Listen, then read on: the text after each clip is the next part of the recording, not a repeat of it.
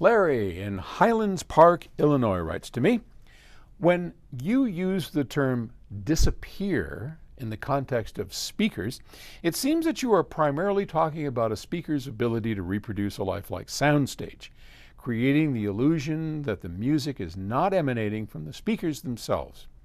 While that can be pretty magical, and as an example, when I replaced my Magico A3 and subwoofer combinations with my new PS Audio Aspen FR20s, my speakers suddenly disappeared sonically, which was great. And the Aspens just disappear. And Magicos are great speakers. So I'm glad you found that out. But I finally found a speaker that gets out of the way of the music. Now, I no longer am experiencing the sonic characteristics of the speaker, but simply the music itself. For me, that is when the speaker truly disappears. So this is interesting, and I appreciate you bringing this point up because it is nuanced. And yes, when I talk about loudspeakers like the Aspens disappearing from our little FR5 to the FR30s or 20s and 30s, yeah, I want to be able to close my eyes and not point to where the speakers are. And in most installations, in most systems I've seen, I can close my eyes and go, yep, right there, right there. I hear it. I hear things coming from the speaker. You don't want anything coming from the speaker, as he points out. Even the finest speakers, some of the most expensive speakers in the world, they still don't have that characteristic where they disappear. And they should. Now, what Larry is referring to takes that a step further, okay? So imagine that you have your loudspeaker system set up and the right speakers and the right system, and they completely disappear. Great. You got the audiophile's guide, you did whatever, and you set it up properly, and you got all that working.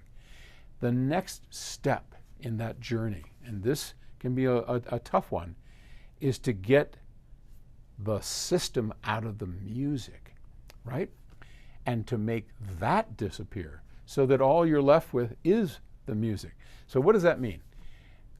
I think maybe the simplest way to put that is most systems have a characteristic sound to them. The warmth of tubes, the specificity, the exactness of a highly resolving system where you hear every little thing but with this flavor or that flavor that the system imparts, as opposed to just the pure music. And that's what Larry's talking about. And that's a further nuance that takes some time to get it. He's gotten it with his Aspen speakers, and that's great, but it's frankly more than just the Aspen speakers. You need the electronics and the setup to make all that happen. But when you get it, that is a magical moment. When you can get the system out of the music, when you can make the speakers disappear, I still get a rush of dopamine every time I hear that. People come here all the time.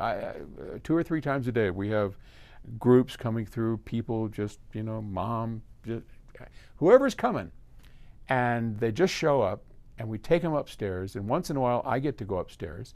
Just did it with a fellow, Tony, from Australia. Great guy, really enjoyed my time with Tony. And we put the FR30s on, and I think we put on an octave recording, maybe it was a commercial recording, I don't remember. Whatever it was, and there they were in the room. And it just tickles me to hear that. And he was, of course, amazed. He never heard anything like it. But that is so fun. Anyway, I'm rambling. Sorry. Yeah, that's a special deal. Thanks for bringing that up, Larry.